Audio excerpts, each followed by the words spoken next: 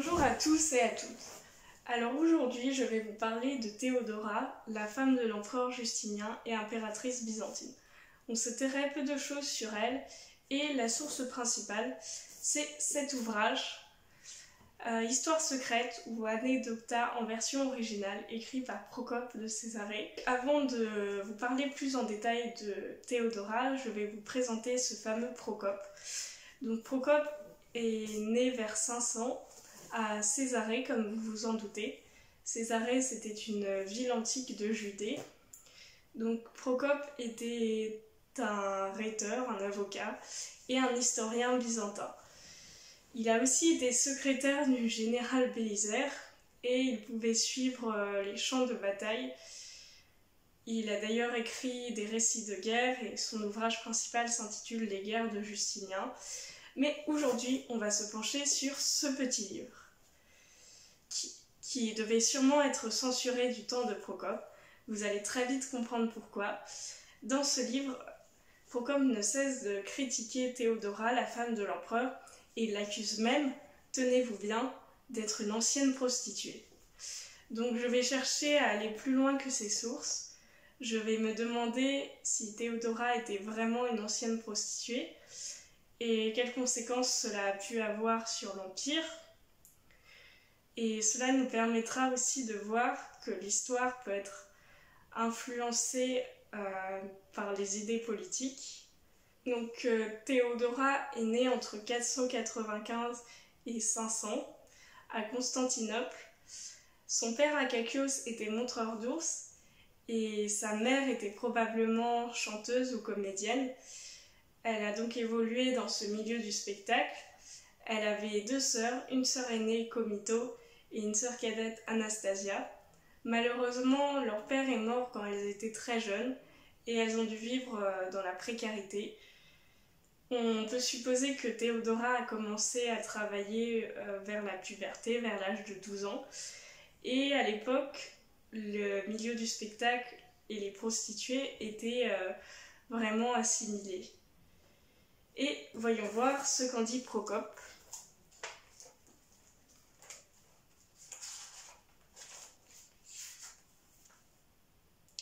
Pendant un certain temps, Théodora, étant impubère, ne pouvait coucher avec un homme, ni avoir des relations sexuelles comme une femme, mais elle couchait comme un garçon, avec des misérables, à savoir avec des esclaves, qui, en accompagnant leur maître au théâtre, profitaient de cette occasion pour accomplir cette funeste action, et elle passait beaucoup de temps au lupanar à faire cet usage contre nature de son corps.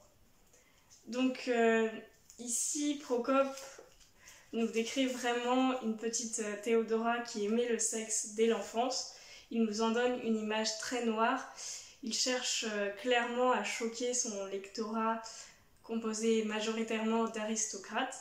Ici, Théodora est doublement souillée puisqu'elle a eu des relations avec des esclaves, ce qui était interdit dans une société aussi hiérarchisée que la société byzantine. Elle a aussi pratiqué la sodomie, ce qui était interdit pour des raisons religieuses. Procope reconnaît néanmoins à Théodora sa beauté, mais en même temps elle n'avait aucun talent particulier. Elle n'était en effet ni joueuse de flûte, ni harpiste, et ne pratiquait même pas l'art de la danse, mais elle vendait seulement sa beauté à tous les passants, travaillant avec tout son corps.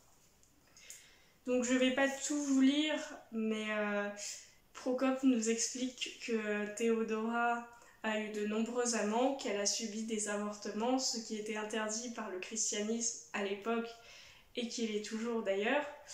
En fait, il nous présente Théodora comme étant à l'opposé de ce que doit être la bonne épouse romaine. Elle nous la présente comme une femme lubrique, impudique, vénale et cupide. Mais plusieurs hypothèses viennent contredire cette thèse de Procope. Tout d'abord, il y a les partisans de Justinien qui ne supportaient pas que leur impératrice puisse être une ancienne prostituée et qui ultérieurement lui ont inventé un passé. Ils en ont fait une fileuse de laine, donc à l'image de la femme pure et honnête. Selon Michel le Syrien, Théodora serait la fille d'un prêtre de Syrie, mais cette hypothèse est très peu probable parce que Justinien n'avait pas de campagne en Syrie à l'époque et Théodora n'aurait donc pas pu rencontrer son futur époux. Enfin, il y a une troisième hypothèse qui est davantage politique, c'est que Théodora serait monophysite, le monophysite qui était à l'époque un courant minoritaire du christianisme, et elle aurait donc séduit et manipulé l'empereur catholique pour qu'il prenne des mesures en faveur de cette minorité religieuse. Donc ensuite, je vais vous parler du mariage de Théodora avec Justinien et des conséquences que cela a pu avoir. Chose assez surprenante, c'est que c'était vraiment un mariage d'amour. Une loi interdisait aux sénateurs d'épouser une actrice ou une courtisane, et Justinien a été jusqu'à modifier la loi pour épouser Théodora et aller à l'encontre des volontés de sa famille, et il a même fait inscrire l'importance de la notion d'amour dans la loi sur le mariage. Plus tard, il a pris des lois pour protéger les femmes mariées. Il y a aussi les lupanars qui ont été fermés. Et est-ce qu'on doit vraiment attribuer toutes ces lois à Théodora? Est-ce qu'elle a vraiment pu influencer son époux? Ou est-ce que c'est seulement le fruit d'une évolution sociétale? En tout cas, on sait que Théodora a racheté des prostituées à des proxénètes et qu'elle les a emmenées dans un monastère. Et Procope dépeint encore cet acte pourtant charitable comme quelque chose de négatif. Mais Théodora avait également à cœur d'imaginer des châtiments pour les délits contre les mœurs.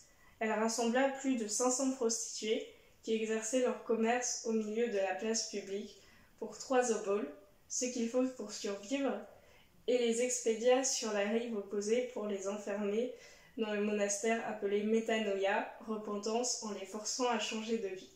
Quelques-unes se jetaient de nuit du haut de ce monastère et échappaient ainsi à cette transformation dont elles ne voulaient pas. Donc on peut se dire que Théodora voulait vraiment que la société pardonne aux anciennes prostituées, elle voulait protéger ces femmes, mais elle n'avait pas forcément prévu que certaines préféraient se suicider ou s'enfuir plutôt que de devoir renoncer à leur liberté et être enfermées dans un monastère. Donc on arrive à la conclusion. Pourquoi est-ce que Procope détestait tellement Théodora? Donc il y a un autre sujet dont j'ai assez peu parlé dans cette vidéo, c'est que Justinien avait une politique qu'on pourrait qualifier de sociale ou d'égalitaire. Il voulait vraiment restaurer la gloire de l'Empire et pour cela il avait besoin d'argent. Il avait donc commencé à taxer l'aristocratie, ce qui bien sûr ne devait pas plaire à notre ami Procope. Et Procope ne supportait pas non plus de voir une femme issue du bas peuple accéder au rang d'impératrice, et c'est pour cela qu'il cherche à la diffamer dans Histoire secrète. Pour lui, le meilleur moyen de protester contre la politique de l'empereur et d'atteindre l'empereur, c'était de s'attaquer à sa femme et à la sexualité de sa femme. Et donc Théodora est morte à l'âge de 50 ans sans laisser de descendance. Elle a tout de même laissé l'image d'une femme forte et indépendante, même si son rôle dans les textes de loi est sûrement moindre que ce qu'on a pu imaginer. Certaines personnes font de Théodora une féministe avant l'heure, mais on ne saura jamais vraiment en fait si elle a été une ancienne prostituée ou pas.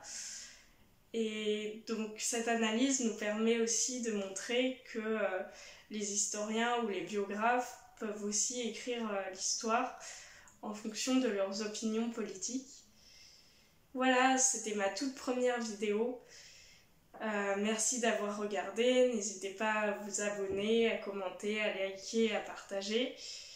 Et à très bientôt!